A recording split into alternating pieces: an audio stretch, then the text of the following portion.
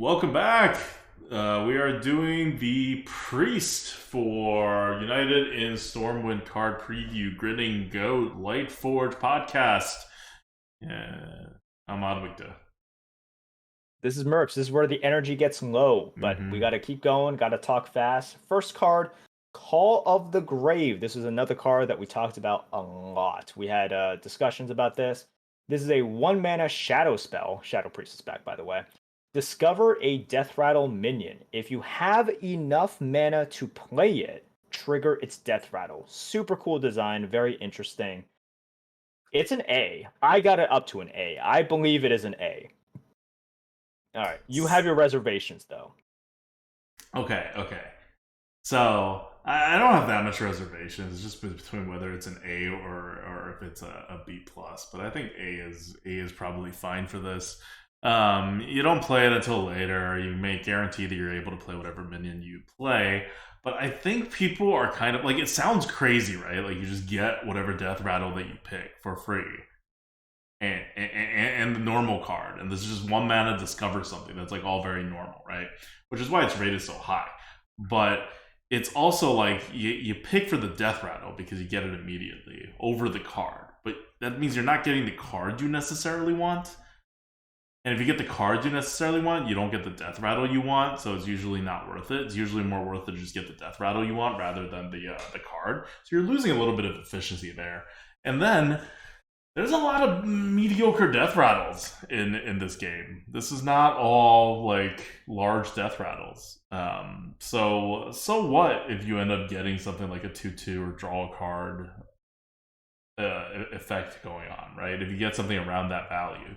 Like, have you gotten something great out of it? Yeah. Have you gotten some more than you should have gotten out of it? Yeah. But what have you really gotten out of it?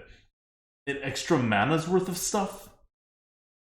Like, does that make this a really good card? Yes, it makes it a really good card. But does it make it like a super amazing card? Not really. Because you can't think of it as like a 1 mana card that you could play on turn 1. Because you really shouldn't. This is effectively a 1 mana card, but you can't play it until turn like 9 or something, right? Like, so it's like I don't know. I think there's a lot of inefficiencies built into this card that kind of keeps it under control that people don't quite realize, or they're quite not exactly internalizing as much. I agree. It's not always amazing. It's just usually very good. Yeah, it's definitely very good. You're definitely getting like more than you should with it. But like I think the trap is to think of it as a 1 mana card. Yeah. You're. This is a card in which. Remember how they had schemes that directly rewarded you for waiting Yeah. and not playing a card? This is kind of the same thing, except it doesn't have to be in your hand, right? You could top deck it with 10 mana, and you're like, ooh, okay, cool.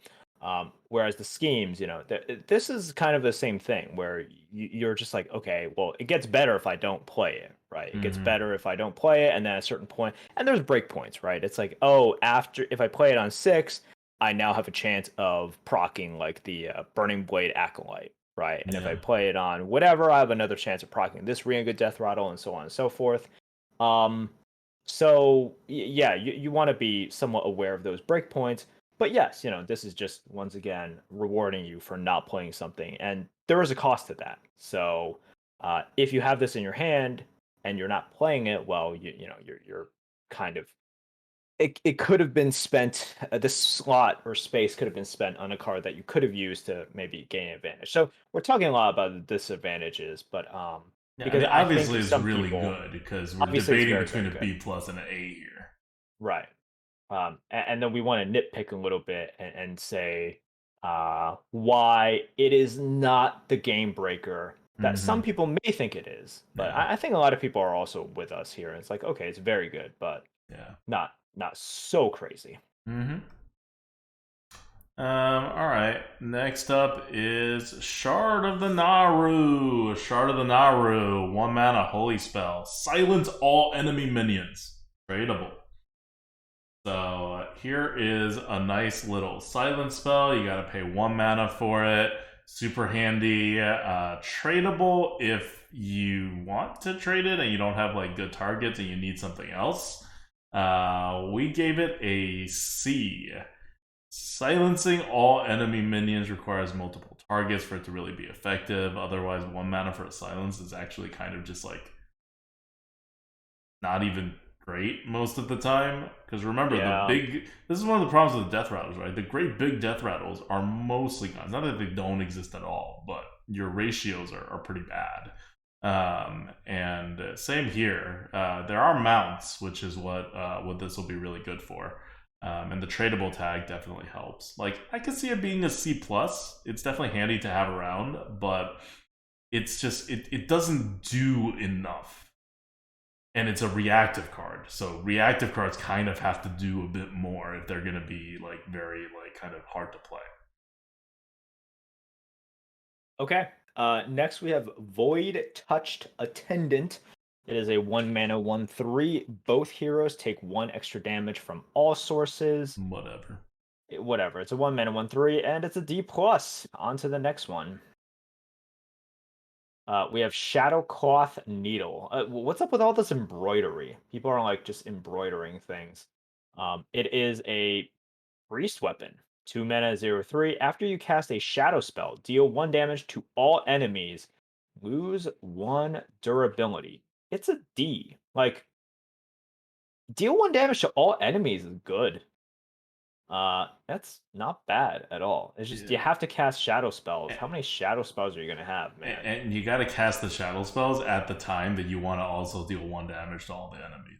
Like, one is situational, the other is situational. The situations kind of have to line up. You're just getting very inefficient stuff. And again, remember, Arcane Explosion is not a good card in today's meta. Yeah, but so this is so you got to get multiple of these off to like get it to actually work. Look, once again, not an F. It's a D. I'm not gonna say it's a strong D, but it is. It avoids the F category because the deal 1 damage is it's useful. It could be useful. Next we have Twilight Deceptor. Twilight Deceptor is a 2-mana 2/3 battle cry. If any hero took damage this turn, draw a shadow spell. It's not bad. It is a C+. But once again, if it was just like draw a card or draw a spell, that'd be nice. But you need to still have a shadow spell in your deck, and it probably won't work as a 2-drop. Yeah, so that's part of the problem. C+ is good. C+ is it makes it a tier higher than what it's supposed to be. Yeah. Yeah. And like even if you can, right, you still have to like use them. Like let's say like you have a 3-drop, your opponent has a 3-drop, and now you're gonna play this on turn 4 with another 2 or something. You still have to force your 3-drop to go face, which limits your like choices, right? Like you can't eat the other person's drop or anything like that. Like there's cost to getting this extra shadow spell. There definitely is, yeah. And if you guys want to look at shadow spells that are like that you might be drafting, really the ones that you're looking for is Shadow Word Death. Like Shadow Word Death is probably the one that you're just like, oh man, like I'm gonna draft this a lot. There's like Shadow Word Ruin, but you're not drafting that a lot, and plus it's like an epic, and it's like, are you also drafting Call of the Grave? Yeah, I mean that's another epic, and I know that epics are like not as rare as they used to be, but still. Thrive in the Shadows, that's another shadow one. You're not drafting shadow form probably that often. So yeah. Those are you don't have that many shadow spells. You don't have that many. You really don't. So when the stipulation is like, oh, you need shadow spells, you really wish it was just spells, like any spell. Okay, next we have Scifiend, 3-mana 3/4. After you cast a shadow spell, once again, deal 2 damage to each hero. Which no one cares about. Great. So. No one cares about. It's a C tier, which means we just don't give anything for the ability. We just don't. Next is Void Shard, 4 mana, shadow spell, deal 4 damage, lifesteal. This is C tier, like 4 mana deal 4 damage, not good. So it's just getting this for the fact that it life steals and for the fact that it can go face. Yeah, Which is not really what priests do, but again, in this meta, everyone does it. Everyone has to be going face because everyone's going to be picking Battlegrounds Battlemaster, which means going face is having the ability to end games is valuable to every single class. Like, this is going to be an aggressive meta. All right. Next, we have Dark Bishop Benedictus. 5 mana, 5/6, legendary minion. Start of game. If the spells in your deck are all shadow, enter shadow form. Okay, so it's a 5 mana, 5/6. It's a 5 mana, 5/6. That means it is a C tier. You know what? That's not actually a C tier. I don't know why I have it as a C tier. It's a D plus tier. Oh no. Oh, Benedictus. I'm sorry, bro. Damn. All right. Well, it got demoted live on stream. Finally, we are at Ellick Mount. This is the card people freaking freaked out over when it was revealed. 7 mana spell. Not a shadow spell. Give a minion +4/+7 and taunt. When it dies, summon an Ellick, and an Ellick is a 4/7 taunt. It's like all the other mounts, and it is a B plus. This is not a insanely good overpower card. It is just a regular super good card. B pluses are really good. You should definitely draft this all the time. But this is not like a broken card, because you need something to play it on. You cannot just play this card when you have no minions. So it will be stuck in your hand a lot. And when you do play it out, yeah, you are getting a lot of things to it. Yeah, all the taunts work like super well, especially because you're a priest. But it's still just a bag of stats. And even taunted stats. And there's only so high a bag of taunted stats can go. Yeah, B plus I think is fair. Like this, it's not the most elegant and flexible of cards. And it, compared to other mounts, it only has taunt and a pile of stats, but you are paying a lot. Remember, some of the other mounts are like 2-3 mana. Mm-hmm. This is 7 mana, so yeah, you are paying for it. It's just like a better Spike Ridge Steed, right? Which matters. But saying a card is a better Spike Ridge Steed, it doesn't have the same effect. Mm-hmm. Like, if you were telling people when Spike Ridge Steed was coming out that it's like, oh, in future sets, a better Spike Ridge Steed is coming out, they'd be like, what the heck, man? But yeah, now we have a better Spike Ridge Steed, and we're just like, okay. Yeah, super good card. It's good. It's a B plus, right? B plus. Well, once again, B pluses are cards that are like, if you could identify B pluses in your deck, you're like, these are by far the best cards in my deck. Like, your chances of getting A cards. First of all, not every class even has A cards. Remember that. And in neutrals, every class does have them, just not necessarily in the set. You mean? Yeah, exactly. And your chances of being able to draft basically any A or A plus card, it's not even guaranteed at every draft, right? You're going to be able to draft quite a few B pluses. Yeah. A's are like, oof. And S's is like, I don't even know if your class has that. Yeah, most classes don't have S cards. Most classes don't have S cards. There's literally maybe like a dozen S cards ever published that weren't nerfed. So yeah. So we're at the top of what is normally seen in decks. Yeah. So yeah, but it's not above that, right? That's the thing, right? Like when people freak out about a card, I'm always like, oh crap, is this like an overpowered card? And it's like, no, it's not an overpowered card. It's just a very, very good card. Whereas for Battlemaster, right, that gets an A because you look at that and you're like, that's gonna change the shape of how everything freaking works. It's going to end games that shouldn't end. Like, that is an overpowered card for neutral. Right. So, yeah, the big bad boogeyman, like Ellick Mount. And I avoided the conversation when it first came out, but I agreed. I was just like, okay, this is this is obviously very good, right? So the for us, a B plus is it's like almost 200 on our scale. So this would be like a 190, Mm-hmm. right? This would be like a 190, and that's very Super very good. good. That's Super very good very card. good. Not breaking the game. But yeah, it's not. Yeah, it once again, it is not like um going to be a super duper premium that you only see a few times. Yeah. It's So fine. It's so what fine. do you think about now that we've seen all the priest cards? What do you think about priest in this upcoming meta? Like how do classes that don't normally do paladin-y, hunter-y, kind of like demon hunter-y, druid-y, like so far we've seen mage, right? That typically isn't on the board aggressive. Priest is all, like rarely on the board super aggressive. How do you think these classes are gonna do in this meta?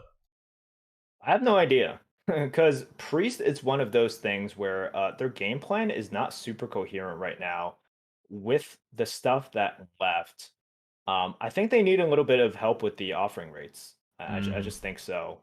And that will shape what everything will look like. Because right now, I'm not seeing the priest game plan here. Like it's not exactly clear. And what the new cards do a lot of times, it's like, okay, does it strengthen a current play style?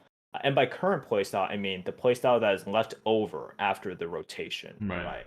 So, does it strengthen the play style that they have if they even have one?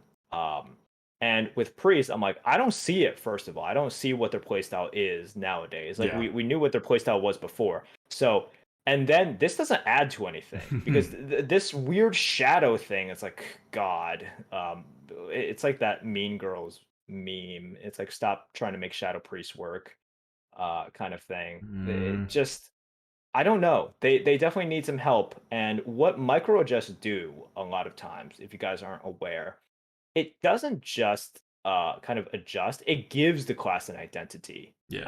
when they adjust. So I'm waiting for that. I'm waiting for the adjust. I'm waiting for the identity because they didn't have one after the rotation on Priest is paper. gonna It come out seemed. of the gate sucking. Yeah. And then this doesn't do anything because it's trying to do its own little stupid Shadow Priest thing, which Mm-hmm. doesn't work. At least definitely doesn't work by itself right now in the arena. Yep. So we'll see what happens. All right. That's it for Priest. I want to give a shout out to 4P and Brand New for putting up with us and our Yay. doing this till 2 a.m. shenanigans. Um, Spending a lot of time on this Google Excel spreadsheet, going back and forth over cards. Me poking Brand New every now and then and be like, "Hey, do this thing on your calculator," because I need it because we were traveling and I didn't have my computer, and I was like, I can only have one calculator on my phone open, so I need to use your calculator too. So do this Oh my equation god. because I need to keep this over here. I yeah. So sometimes I got lazy and didn't put it into Excel, but yeah, so thank you guys so much, and yeah, we'll see everybody in the next class, which is rote. Bye.